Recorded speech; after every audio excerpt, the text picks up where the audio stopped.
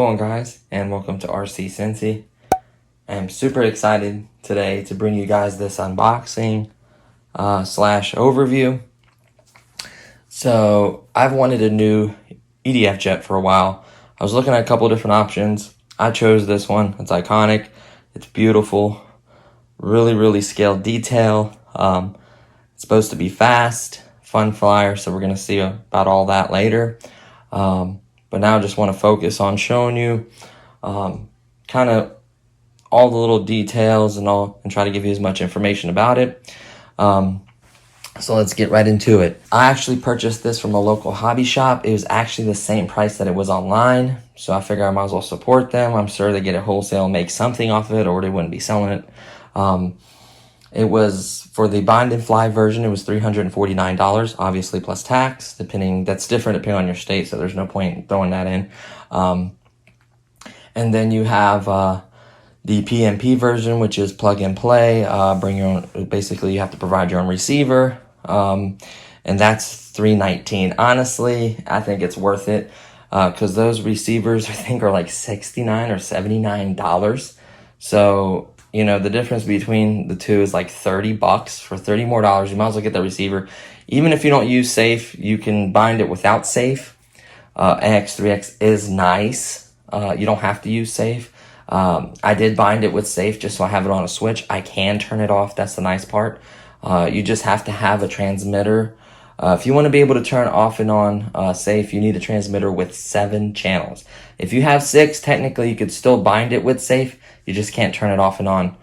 Or you can have it to where you have it on the same switch as your landing gear. So whenever your landing gear come out, safe is on. Up to you. But to me, I have a 8E. I have plenty of channels. That's the way I chose to do it. Have it on a switch. I like to be able to turn that off. You know what I mean? And it's honestly nice in hairy situations. Maybe the first time taking off, maybe the first time landing, depending on your skill level. I've only been flying since end of June last year. And then EDF jets probably July, maybe August. So really, I am not that experienced of a pilot, to be 100% honest with you. So let's get right into the review. Box is really nice. I didn't have to do any damage or anything, just because, like I said, I bought it from the hobby shop. Checked to see if it was brand new. It was. And then I just purchased it. Simple as that. I could tell you one thing. Whoa.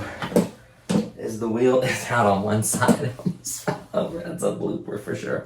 So, sorry, that's funny. So, this thing looks incredible. It was the easiest jet I've ever put together. Step 1, simply glue on the back elevators. Step 2, glue on the rudders. Step 3, put on 4 screws. The wing has plugs underneath. There's nothing to plug in, no wires. It has a built-in plug system that just matches up. 4 screws, a few stickers, and you're ready to rock. I mean, this was literally the easiest plane I've ever dealt with. Obviously, you still have to go into the controller, do all the programming. That's a must with any of them, right? The details on this thing is absolutely stunning.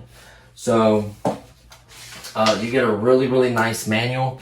There's a couple things that are a little weird in there, like the safe thing can be a little weird, the way they say it, like safe off, or I forget what it was, but it was something was weird about it. It does give you your center of gravity, your size, your weight, instructions how to put it together. Pretty much everything you need to know about the plane, how to set it up.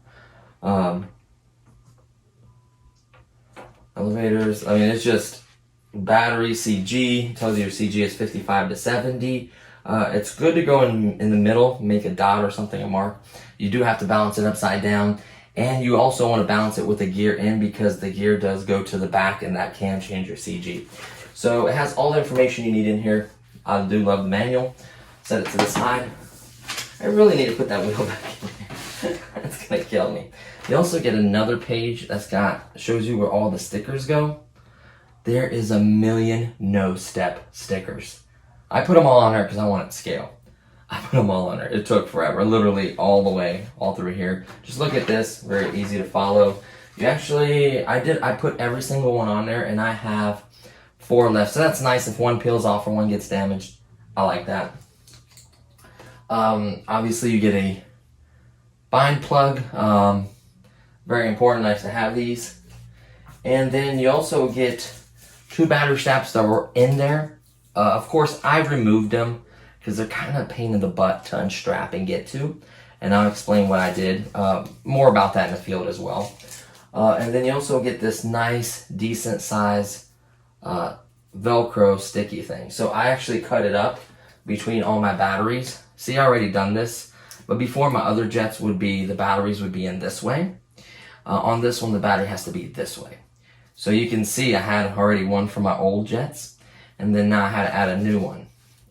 You'll see why it's on this end like that is the placement, and we'll talk about that later, more about the CG.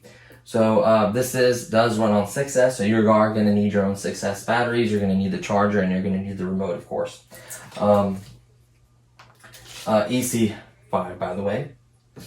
So that's pretty much everything that you get in the box. Now the plane itself is incredible. From the cannon to the little, like, it looks like a,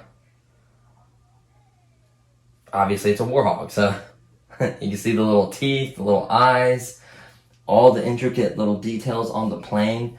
Foam has come so far. Very, very little dimpling, like it's very smooth. You can see little rivets and all kinds of detailed stickers and paint touches on this that just makes this look incredible. The cockpit itself, let's release that. The guy in there looks amazing with the helmet and the little breathing apparatus. The cockpit looks amazing. You can see little instruments, like a little sticker instruments and stuff, so it is detailed. It's just screwed in that way. Technically, you can change the pilot, whatever pilot you want. Foam. It does have a little latching mechanism, which is very, very important when you have these large, heavy batteries in here. The motors are twin 64 millimeters. Now, I was looking at my other 64 millimeters. These motors are a little bit bigger to handle the 6S power. If you put it, the blade diameters are obviously both 64s, right? It's just the motors, it's a lower KV, larger motor, obviously, lower KV because it's a larger motor. And it's got a ton of power. There are 11 blades each. Each one is running off a 40 amp ESC. It does have a BC in here because you have 2 ESCs and then you want 1 BC controlling everything. So, you don't want those 2 BCs fighting and giving you too much power or causing you problems. So that works out really well. Both motors are kind of on the sides. There's screws to access everything. So that's all screwed nicely with really nice Allen screws. I love those kinds of screws. They're really hard to strip. Like, you have to be doing something, especially in foam. So I do like that. Love all the details, like this antenna, the gun. This piece right here needed to be glued. This is your laser guide. It can do, I think it can guide the guided missiles, the bombs, night vision, infrared. I forget what all it can do, but a crazy amount of things. You have a couple stickers you have to put on once you're done actually putting the elevators on and the rudders. They have these little cover stickers. Make sure you put those on. There's a big one that goes across the bottom on both sides, and then 2 for each rudder. So that'll cover the wire and the servo itself, so it just looks better. Make sure you pay attention to the pattern, because they're so detailed that when they print you the stickers, it matches the pattern. Absolutely love that. The flaps are technically split because the wing is, what's that called? Dihedral, whatever, when the wing is tilted up a little bit. Really smooth, really, really nice. Tons of details on it. The ordnance on this thing is crazy. You have rockets. Looks like either smaller rockets, bigger guided rockets. Looks like another bigger guided bomb. Fuel tank. I mean, I don't know if I get the ordnance correct, but it's just nuts the amount of detail on it. So let's put the cockpit on, and I'll kind of show you the underneath. Now, it's a snug fit with a 4000. We'll get into that here in a second. So let's lift this up and give you a look underneath. This is your underneath. You can see the ordnance. What I love about the ordnance is it's pressure fitted with these little tongues. I'll show you here in a second. They use stickers to cover all the little servo, where the servos would be at. They use stickers to cover them, make them look really detailed. This is how you access your receiver, is right here at X3X, and your bind plug. You're gonna need to access that to bind it. This little door is magnetic. Boom, done. No problemo. The gear on here seems to be really beefy. It does have shocks. They look like about the same size and gauge as, nah, they're not as big as my Avanti S ones, but they're really, really big gear. I like the way it goes in there, the detail. The gear look nice to have little doors. As you'll notice, they have these little vents right here. And this helps the airflow to come in and cool your battery and your other electronics. That's very, very important. Let me flip this around really quickly. So this is where I glued the tail right here. This is where I glued it. Make sure that's perpendicular, straight, and flat all the way flush on there. Glue these, make sure they're straight all the way in. And then you have these pieces of tape. Make sure you cover your servo and your wires. See how the pattern matches that? Absolutely love that. That's stunning. Very, very detailed. Even underneath it looks good. Obviously has doors to kind of try to hide it. Nice. It looks like rubber wheels. Much better than the foam ones. I feel like get warped a little bit and out of shape. These rubber wheels are nice, and it does have like shocks. Like it has a spring in there, so that helps take the shock absorbers to take some of the bounce.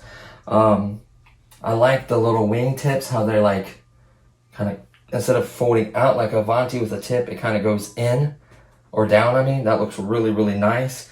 Love the digital camo. Let's try and get a little closer. All these little stickers I had to put on here, they look amazing. Obviously the 30 mil that just can literally shoot up a tank and Swiss cheese it. I've watched it tear down buildings. This thing is absolutely nuts.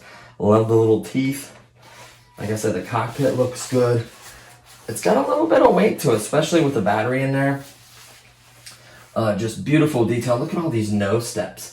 I literally put all these on. The cool part is, if you don't want those nose steps, you don't have to put them on. That's the cool part. Look at that, says BD. There's a little tail number on there. Looks really, really good. And of course, it's got wing, yes, got wingtip lights or guide lights or whatever you want to call them. I think it's orange and green or red and green. So I think it's one is, I forget the technical term, but like one is your right side and one is your left side, right? So you can tell which is which. I forget the technical names, but I do believe it's red on this side and green on that side. I do believe it's green on your right side, red on your left side. Anyways, it's absolutely stunning. Love the scale, just numbers, all kinds of. The more you look at it, the more details you see on this plane. Honestly, foam planes have just come along so far. So the cockpit, nice release mechanism. This is a 4,000 milliamp 6S. Now you see how I did it? This battery's not going to move. So what happens is it's going to tilt back. I'm going to just slowly let it on. I don't like that they do that, but hey, it happens. So you can see, same thing here. I used to have the batteries this way. I added a little piece this way. Believe it or not, this is so snug in there. The door, the cockpit helps keep the battery in. The Velcro keeps it from sliding back and forth. And it's really, really tight in there. I'm also going to make a foam block out of this foam material that came with it. I love this material. It gives, and it's like cushiony. It's not hard. See, it's got a little bit of spring to it. What I was going to do is make a block that's going to sit in there. So whatever, all my batteries that I fly are 6S are 4,000. They're all this size. I've already, let's see if we can tilt this forward. Ooh, we're not messing it up. There we go. Just get on those back wheels. I do not want to mess this up at all. So what we're going to do is we're going to set this on that foam. Perfect. So I've made a line right in here with a marker. So what I did is I put the battery in it, and of course I put the gear up, and I tipped it upside down, and I balanced it. So I balanced it, and I marked it. So this way I know if I'm from this point back, I'm okay. Once I start going on this side, then I'm tail heavy. You don't want to be tail heavy. I could deal with a little bit of nose heavy, but tail heavy will cause you to crash very, very easily. So that was the first thing I did, is mark it here. Obviously, that's a guide. It may need further adjustment, but I know as long as I'm at least to this point with this weight of a battery, I'm okay. They're all 4000s that I have.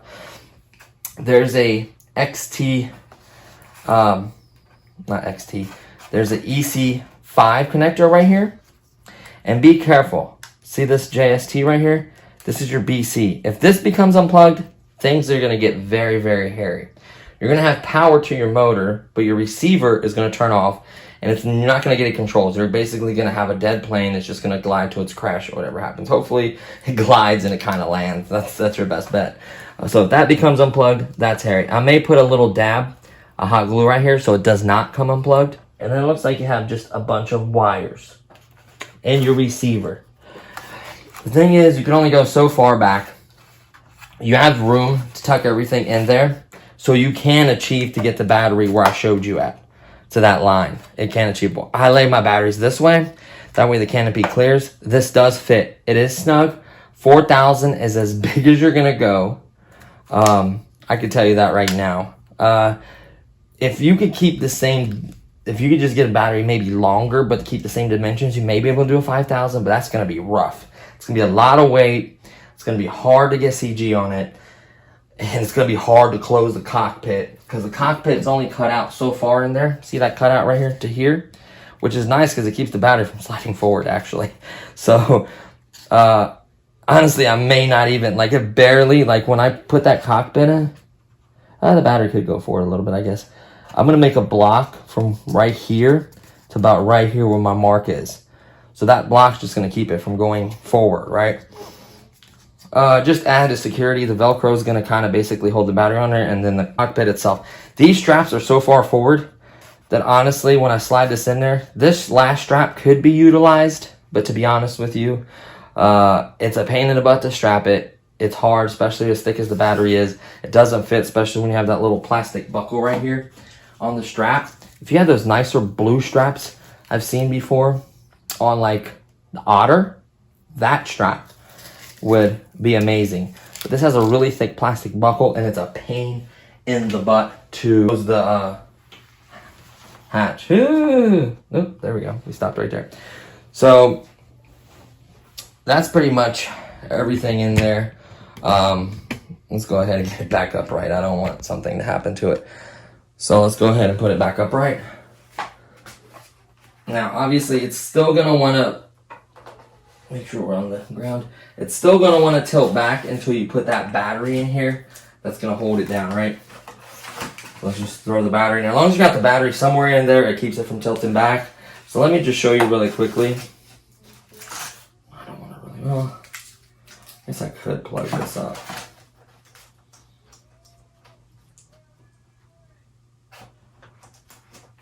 To show you the light. So green is on your right, red is on your left. So I'm not going to hit any buttons or do anything. So you plug that up. Then you want to tuck your wires. This is how I'm going to do it. Then you want to nicely tuck your wires in there. I am still going to put a dab of glue on the BC. It's going to be tricky with the voltage alarm. That's what I didn't think about. I have to also shove the voltage alarm either on top or on the side. I don't know where I'm going to do with it. I love my voltage alarms. Like, it depends on your flying style is your time. Like, they tell you to put, I think, 3 or 3.5 minutes on 3200 or 3800 something, 3200, and a 4000 is like 5 minutes. But some people are getting like 6-7 minutes if they're conservatively flying. So that's why you need a voltage alarm, in my opinion. I absolutely recommend a voltage alarm. So let's tuck everything in here. And you can see, once I get it to that line, oh, I don't have it on its side. Turn it this way, and it'll actually slide in there further.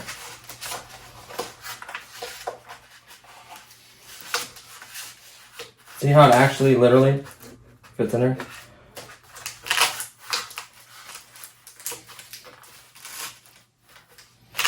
See my line? As long as I get it to my line, I am golden.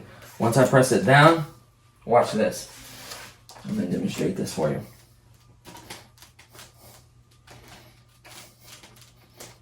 That battery's not going anywhere. And then you also have a cockpit that just barely fits and literally helps hold the battery down. Watch this. That's clipped in. That's not shifting or sliding, changing the CG. That's how I'm doing mine. There's no room for anything else. You could utilize the lash strap. That's about it.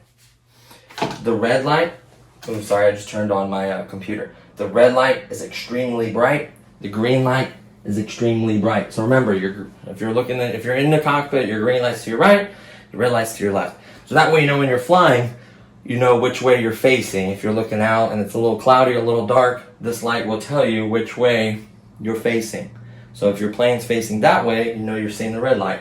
If you're seeing the green light, then it's facing this way. So it does help orientation. So let's strap that. See, that's a nice connection. I absolutely love that. Pull it out. I still set it here to help hold it down. Grab both sides and unplug it. Remember, it sparks. Don't freak out. 6S's love to spark. There's nothing wrong with it. They just like to spark. Now, be careful when you're pushing it in there. Let me see where the... Oh, no, there's nothing in the way there. Dude, we have all the room in the world. You can shove that way back there. So as you can see, you have this big open area right here. I wonder if I could shove it in this way and then connect the battery and go over top of it. Oh, yeah, dude, I could go way further this way and then lay the battery on top and then put the voltage alarm here. That's the way I'm going to do it. See if I close the cockpit though. And then I can also see that that's plugged in still. Question is, can he close the cockpit? That makes it, let's see if we can close it like this. Let's just see, y'all. I'm very, very curious. Because if that's so, then I have a place for the voltage alarm to go. This connector is so big and bulky. Okay, so there is a channel. If we can somehow get it past and get it into the channel, so pull it to the side and shove this in here, which I don't like to. But there is a channel. I just wanted to go to this side. Is there a channel on this side? Whoops. There is a channel right here. Now there's these structural points, but there is a little channel. I wonder if I can like shove that right there in the channel and then put the battery. No, it needs to be this way.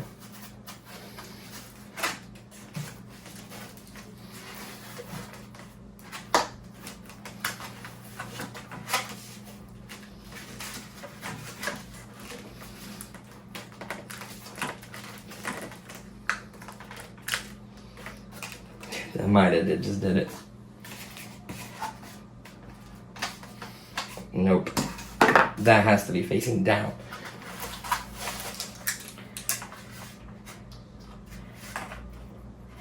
Oh. One thing is you do not want these ordnance to get messed up. A lot of folks will actually do the first couple flights with the ordnance off. If you have to belly land, you're screwed. This thing is nice and sleek and smooth. It'll be a heck of a belly lander. Because the wheels, the way the wheels are, you still get a little bit of wheel.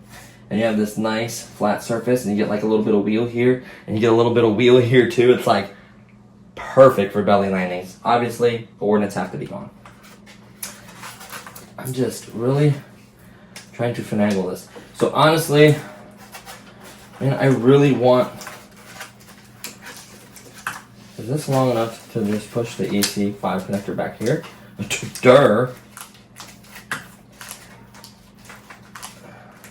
Oh yeah, that's it. Dude, that's gonna go. Yeah, that's it. That's locked in. Pushing a little bit. Should we do it with the wire down?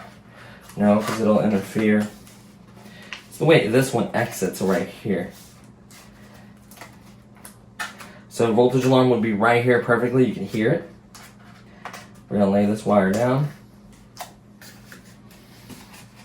I feel like it's hitting just a little bit right here. I might make like a little indentation for the wire. Yeah, right here. If you were to literally cut like a V and put it down the middle, just cut a V in an angle just a little bit right here and right here for that wire. That's what I'm going to do. And there's the shocks right there. See that? Beautiful, nice suspension. So if you do that little V in there, it'll stop the pressure right here, so it won't come up the tiniest little slither. You're not really gonna notice that, but that will go away. See how I wanted to pop out with just a little nice V. Matter of fact, that'll only take 2 seconds. You would just need to cut right here. Just basically somewhere for the wire to kind of, it doesn't have to be that pretty, honestly. I don't. Everyone's cringing like, is he just digging? Like, yeah, I just am. It's foam. It's foam. Basically, I'm making a channel for the wire to cut through right here. So, as long as it's technically in the center, it's already getting better. It's already getting better. It's kind of nice, it pops up, it's like automatic. Also this little hump right here.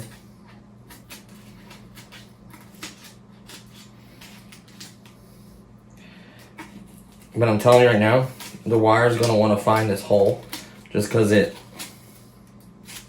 that is, I'm not telling you to remove a bunch, just the channel right here where this is.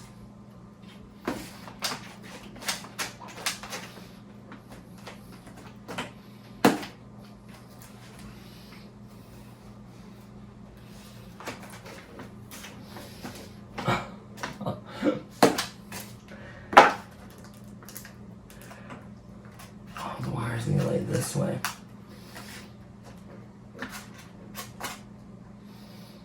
And then that being stuck in there like that is also making the battery even tighter and pushing down on the Velcro. That's gonna be right here. It's gonna keep the battery from sliding. So it's like perfect. Dude, that's nice. That's way better. Still popping up a little bit, but you can tell it's seating in that channel. Like, it is way less. Look how easy that was to put on. Like, that was not even really forced. And it's, I mean, it's on there. It's not coming off. So, I might work on that channel a little bit, maybe clean it up and guide it. And all my batteries are that exact size. Honestly, I'm not going to do the block because of the simple fact that I need the room for the voltage alarm right here. That way, not only can I do a voltage alarm, but I can do my voltage alarm right here. But I can also, because it's already Velcro here, and I have Velcro on my data analyzer, it's going to go right here next to the voltage alarm. Done. And that's going to maybe add a little bit more weight to the front. Double check the CG. I think it's honestly perfect. You actually do it real quick. The landing gear's up. Doesn't matter, it's close enough. It'll give you a rough idea. So what we're going to do, and make sure, if you're going to fly with the ordnance, balance it with the ordnance. If you're going to fly without the ordnance, balance it without, you know what I mean? So I made the dot in the middle between the 50 and 75, whatever it was. I think it's 1.9 inches to 2.9 inches. So I made it in between there, so it's like 2.4 something. I can't remember what it was. So some people put like a little dab of glue, some people put a little piece of tape, whatever. And then you just let it go. And right now, it's a little bit tail heavy. Just ever so slightly. But that landing gear is also gonna go forward. So that's gonna add more weight forward, right? You gotta factor that in as well. So I'm probably gonna slide it forward a little bit. And you can see I'm behind my line. If I just come forward just a hair, right? Put that on there. And obviously the landing gear is going to be forward. Plus me shifting it a little bit forward is going to make this perfect. I guarantee it. Yep, just like I thought. See? That's why the marks there. Like I already, look at that. That is a well-balanced machine right there. So that is exactly what you want with balancing. So honestly, perfect. About 30 minutes, a little long, but I wanted to share pretty much every thought that I could think of on this. There's other things going to be revisited. Obviously in the airfield, as I'm figuring stuff out, maybe I figure a better way for the battery. Maybe I figure out a way to put a strap in here. There's just no room. I'm not going to fight a strap on the side trying to pull it up. It's with the connector is pinning the battery down. See how it's shoved in there? See how tight that is? See that? See how tight that was? That's amazing. So, see, you just push that in there like that, and it just literally, it kind of pushed it up a little bit right there. It ain't gonna hurt it, but it made the connector not want to move. It's making the battery press down, not want to move. The Velcro is keeping it from sliding, and then the cabin door is also, the cockpit's also keeping it from coming up. I feel very confident that this ain't going nowhere. Obviously, the Velcro piece is on this side because I'll turn the battery around. I'll just get another one and put it on this side. Matter of fact, I have one right here. Once I put that Velcro piece right there, this battery is not going anywhere. I'd like to see a strap. Maybe I'll find a strap. And I could tell you right now, when you remove these straps, it's like almost impossible to put them back in. I could tell you that right now. The front one isn't doing anything. Maybe keep the back one. But like I said, that plastic buckle, man, it really gives it a hard time. I mean, just this little thin wire laying down is giving it a hard time with this battery. So I probably won't be able to use that buckle. I'm probably going to clean it up with a razor and clean it up a little bit. Put a little glue, I keep it from the foam from flaking like that. That's what I like to do. Like I like to clean it up, put a little coating of glue, kind of keep the rest of the foam from flaking. I'm not cutting anything else structurally. That little bit right there is not going to do anything to this really. So, and then it has a big channel right here for air to cool the battery. It has other channels I showed you guys. The motors are obviously cool from that. There's channels for the ESCs and everything. There's two 40 amp ESCs drawing off of 6S battery. So it's basically each getting like their own 3 cell, really high capacity 3 cell. So it works really well. This has a lot of thrust. Just doing it honest, I'm gonna be honest with you. I did a little bit of research. This thing has basically, with the right battery, this has limitless vertical. So it'll continue just to climb upward. That's amazing. Obviously with probably a 32 to 4,000 milliamp pack, a true 50C, like a Spectrum battery. I love these batteries, but this says 60. I guarantee this is equivalent to a 30 that Spectrum has. I'm just gonna be 100% honest. Somewhere around there, maybe a 40. Okay, that's probably says 60, probably equivalent to like a 50 or 40. I never tested plug it up to something where it tests like the current, like, you know what I mean? What the math? There's mathematics on it. You can figure out the current or what's pushing, so you could tell it's truly discharging. So truly, if it's a 30, a 40, whatever. A lot of manufacturers lie on that. Spectrum is very good about that. When I say you're getting a 30 C-pack, you're getting a true 30 C-pack. When you're getting a 50 C-pack, you're getting a true 50 C-pack. So with a 50 C-pack from Spectrum, between 3,200 and 4,000, this will do consistently over 100. I think it was 117 to 120. And basically limitless vertical, amazing power. It seemed to glide really, really well. I know the guy that was flying it that I was watching had the, it was either landing or takeoff flaps on and like 30% throttle. And it was just like, it was just so beautiful, like scale flying. So it could do really, really well. I could already see that. I love the fact that there are split flaps because the wing goes up, it's got dihedral or whatever to help create lift. Just love everything about it. All these linkages, everything was already done. They're in the furthest holes. Nope. Ooh, the rudders are not. I'm not gonna mess with that. I banking yank a lot. So to be honest with you, those are not in the furthest holes. I do believe. Let's do this real quick. Do want to check this. Like on the Jet or the Mustang, I go to the furthest holes because I want the most.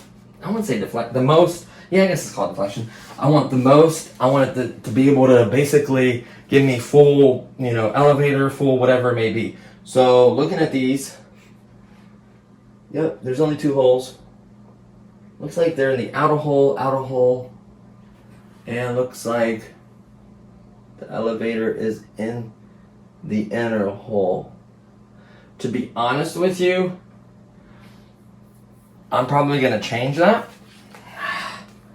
I'm going to see what other folks fly, because I want to go, because I'm not as experienced pilot.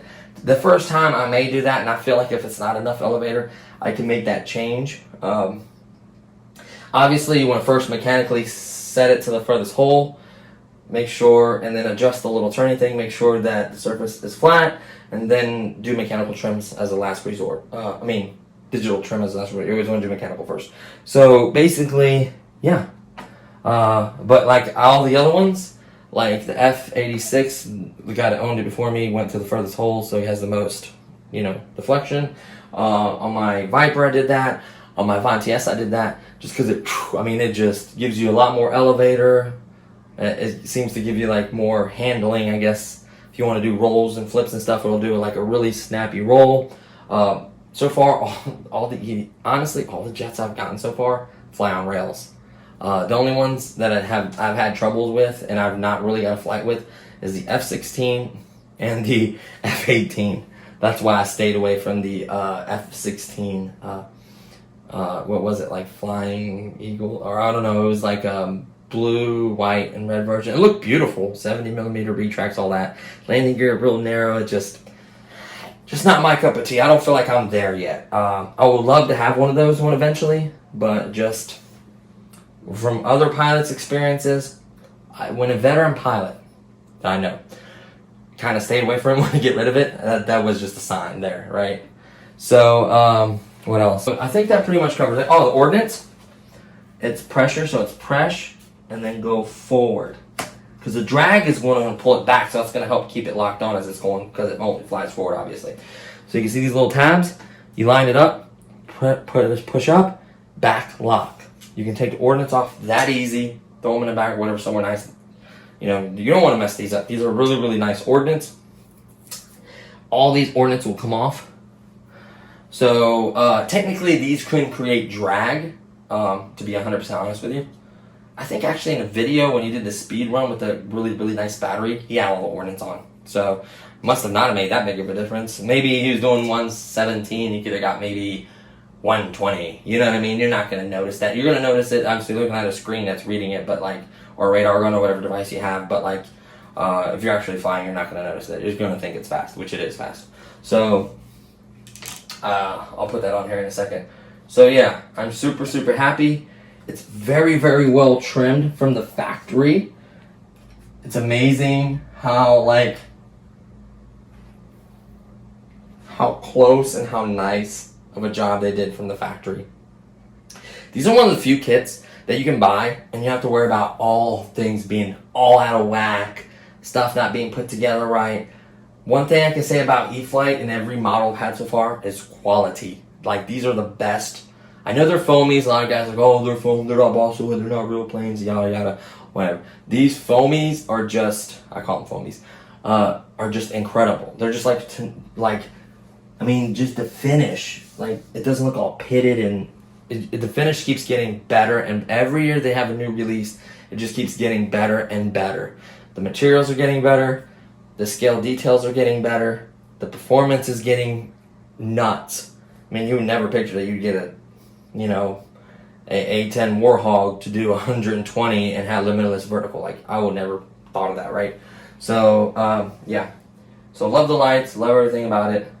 It would have been nice to have maybe a little beacon for the tail or underneath. Landing lights are amazing. Maybe we could look into that, but yeah. Flaps, talked about that. Retracts are nice. Hold on, in the middle. Can't tell if that's a metal. Plastic or metal, whatever. Servo worms, really strong servo worms, so they're really strong landing gear as far as opening and closing. And that's it. So I think I pretty much covered everything now. Now I'm thinking about it, I covered everything. I know this video is a little long, but I just wanted to touch base on everything. I'm not going to film the maiden flight because I'm going to be extremely nervous. I don't need to talk and fly. I need to focus on flying. That's why I honestly haven't done like the beginning time that I started flying.